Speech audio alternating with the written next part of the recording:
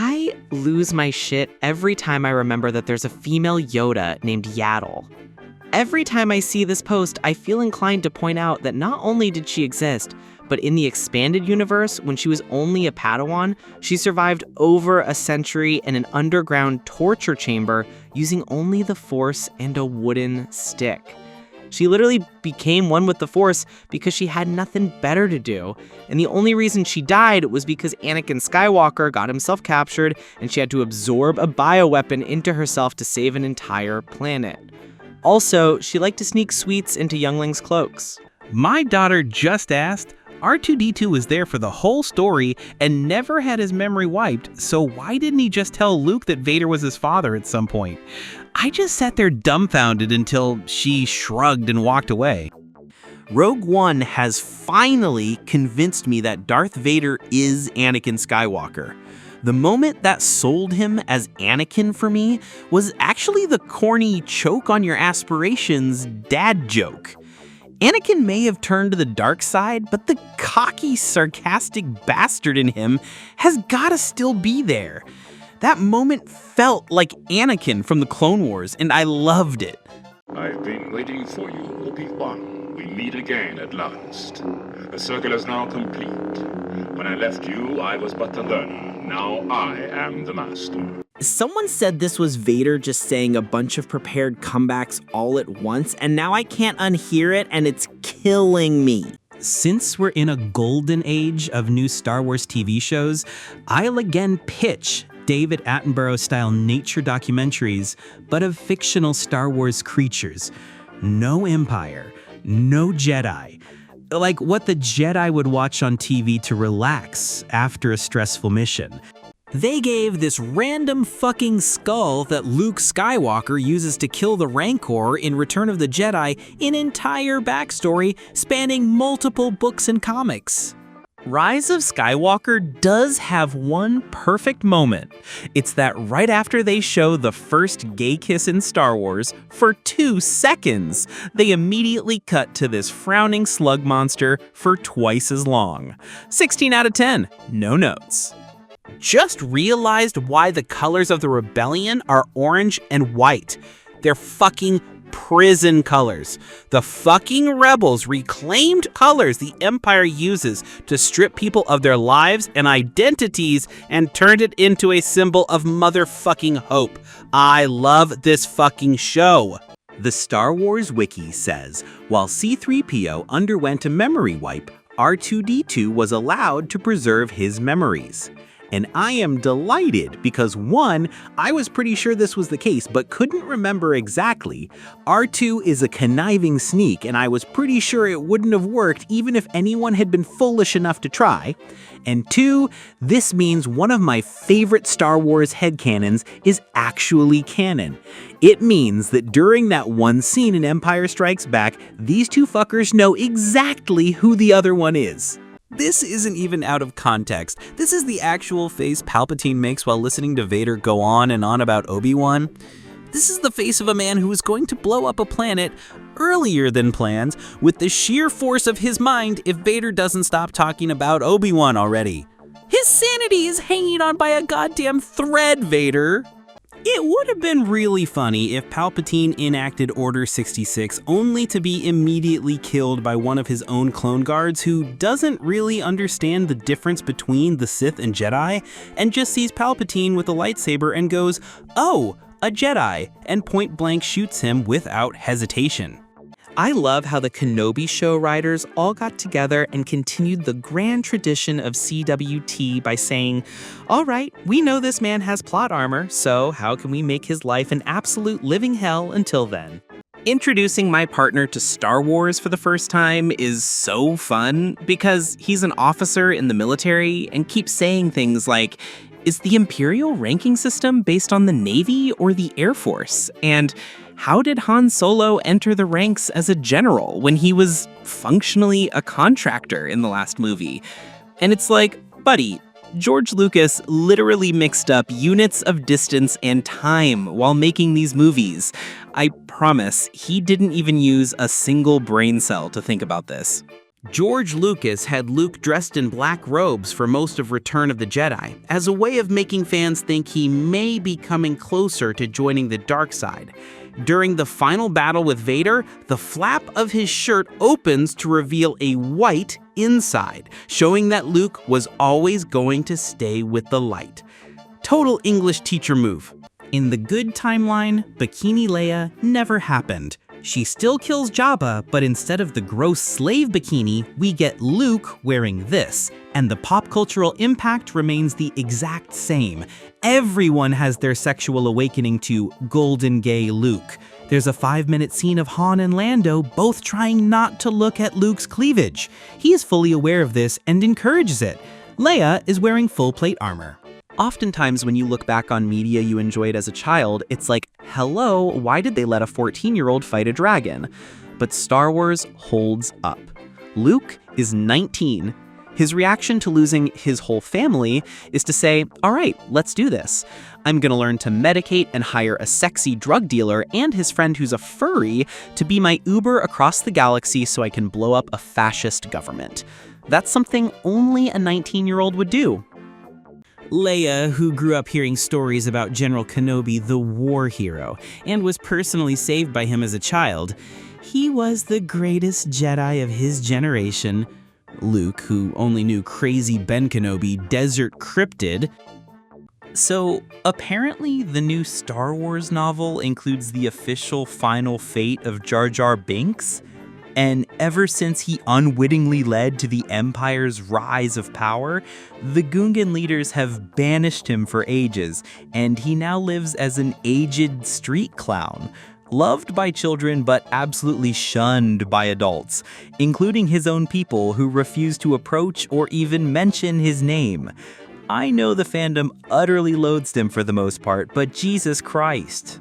Luke takes Grogu home to his temple, and Han comes home from a long day of doing trophy husband things and sees the cutest, most fucked up looking little green thing just sitting at their dinner table. And Luke explains that he is a member of Yoda's species, and Han nearly has a conniption because Luke never told him he was an alien, and he always thought Yoda was just some guy. Yoda was like 3 feet tall. Han, who had spent the last 6 years thinking Luke did parkour in the jungle carrying a full-grown man on his back. I think one of my favorite stories I've ever heard Mark Hamill tell is the one about how the first time he heard the score for A New Hope, he got sort of jokingly offended because it seemed like every other character had a specific song for them and he didn't. And John Williams just looked at him and said, "The main theme is your song." And Mark was like, "What? OMG!" Like he didn't actually understand before that moment that he was the protagonist. Hayden Christensen recalls going on a walk with George Lucas one evening while filming Revenge of the Sith. George ended the conversation by saying to me, "Hayden, you can't change the world. It's not possible. All you can do is try to make your own world and then invite other people to be a part of it." It was one of the most profound things that anyone's ever said to me, and it has really informed the way I live my life. This is the funniest fucking frame in all Star Wars. This did damage. I got a headache laughing at this. Comes out of nowhere, I know he was suffering, but oh my fucking god. Did you know, during production of Revenge of the Sith, the Creature Shop created a lightweight foam rubber dummy of Ewan McGregor for Hayden Christensen to carry in the scenes where Obi-Wan was rendered unconscious. Crew members affectionately named the dummy Foamy Wan Kenobi. Crazy how people constantly complain about a crash at light speed, yet are totally willing to accept Obi-Wan Kenobi being best friends with a sentient dinosaur that owns a 1950s diner and also knows of uncharted cloning planets without any established context whatsoever. Count Dooku's philosophy is so funny. I think the Jedi Order is doing things wrong. The only way to remedy this is to do worse things. They refuse to listen to me about the coming darkness. Guy who joined the coming darkness, talking to the coming darkness, drawing up plans to make the coming darkness succeed. In Star Wars Attack of the Clones, Owen Lars tells his wife he will paint the ceiling tomorrow. 22 years later, in A New Hope, he still hasn't painted it. The Curious Case of Benjamin Button. This makes it look like Yoda harvested George Lucas's youth in order to rejuvenate. Poe about BB-8. My droid is a one-of-a-kind astromech with a unique paint job. Cass about K2SO. This is K2. We love him. He's terrible. For The Mandalorian, they hired an actual deaf actor to play one of the Tusken Raiders and help create Tusken Sign Language. They did this because a hearing person who knew ASL suggested it. It's our responsibility when we're in the room to look around and see who's missing. It's been almost 17 years, and I still don't know why Padme Amidala develops a crush on 11-year-old Anakin Skywalker when she's been traveling with a young and hot Ewan McGregor. It must have been so awkward in that control room after Luke and Grogu left. Because on one hand, you just watched a man say goodbye to his small child he loves very, very much. On the other, not only did Mando take off his helmet, but holy shit, was that Luke fucking Skywalker? My powers have doubled since the last time we met is so much funnier after CTW because Anakin and Dooku were at it weekly. He's saying his powers doubled since last Thursday. Revenge of the Sith AU, where Anakin can't kill any younglings because they've set up hundreds of Space Home Alone-style booby traps around the Jedi Temple.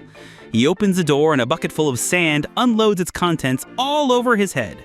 One of my favorite things in all of Star Wars is in Episode 3 during the fight between Obi-Wan and Anakin, where Obi-Wan's like, "It's over, Anakin, I have the higher ground." And Anakin's like, "Yeah, but watch this." Then jumps into the air, does 3 flips, and gets his legs cut off immediately. The way Din made sure to put some veggies in Baby Yoda's space Lunchable, we love a caring father. If Anakin can believe a dude who literally just confessed to lying to absolutely everyone about absolutely everything for 10 consecutive years, when they tell him he can save his wife by killing 100 toddlers, then Anakin can and will believe literally anything you tell him. Absolutely any stormtrooper could tell Darth Vader that he just got fired, and he would instantly start sobbing. I remember as a kid, Empire Strikes Back being terrifying. Han Solo gets tortured, and Leia asks, "What did you tell them?" And he replies, "They didn't ask me any questions." I remember how chilling that was. The Empire was a machine, grinding people through its cogs and wheels, crushing them. That's what Andor brings. It remembers what the mechanics of fascism looked like in the Star Wars universe. It's brilliant. The cast of the original trilogy had cliched, boring character concepts that were executed wonderfully enough for it not to matter. The cast of the prequel trilogy had interesting concepts that were executed poorly enough to make them seem utterly stupid. The cast of the sequel trilogy had amazing, thought-provoking concepts that were executed in the town square and put up on pikes as a warning to others. On left, depiction of Jesus in Orthodox iconography. On right, what Jesus actually looked like. Okay, but the often overlooked line, "Oh, my father didn't fight in the Clone Wars, he was a navigator on a spice freighter," becomes so much funnier when you realize that spice in this universe is slang for drugs. And it's not like this was added later in the expanded universe. Han's in trouble with Jabba because of his spice shipments. So, Owen canonically told his nephew that his father was a drug dealer, and Luke was just like, "Oh, just that? Boring." Luke Skywalker, may the Force be with you. Din Djarin. Palpatine's wife, who he fucked and reproduced with, was named Palpatinette and looked like him but pink with eyelashes. This is like basic Star Wars lore. Grogu used to be way smaller than Din's boots, but now he's almost the same height as it. Look at this and tell me Obi-Wan's not thinking, "Yep, that's Anakin's kid all right," as Luke gets mad and brags about how good of a pilot he is. Season 1, Din Djarin accidentally adopts a baby. Season 2, Din Djarin accidentally becomes the ruler of Mandalore. Season 3, Din Djarin accidentally steals Grogu from Jedi school. The droid says he belongs to you. Obi-Wan, who knows full well as Anakin's fucking nightmare robot. I don't recall. Obi-Wan didn't realize he got custody of R2-D2 in the divorce. Luke left with Grogu 5 minutes ago. Din. So hi, have you fed him? Have you changed his clothes? Please don't make him eat cookies, it makes him vomit. Also, always make sure he has something to play with. Grogu gets cranky. Also, he really likes drinking soup, and bedtime is at 10 p.m. I love how in Andor, when you see the Empire, they're like, where is he? Where is Cassian Andor? And it cuts to him just sitting in one of their prisons under the name Keef. The high level of artistic detail in The Mandalorian is amazing. Boba Fett jetpack was repaired in the precise spot where it was damaged by Han Solo in Return of the Jedi. This is why I love Star Wars. This extra in A New Hope looks more like what the son of Padme and Anakin would look like than their actual son. Listen, if you really want to suffer, just remember that Obi-Wan never got an explanation for why Anakin turned to the dark side, and probably spent 20 years thinking it was somehow his fault. I love how a lot of celebrities are like, I want to distance myself from this iconic character I played, and I don't use that influence for making political statements. And then Mark Hamill is like, Luke Skywalker would hate you, personally, in canon.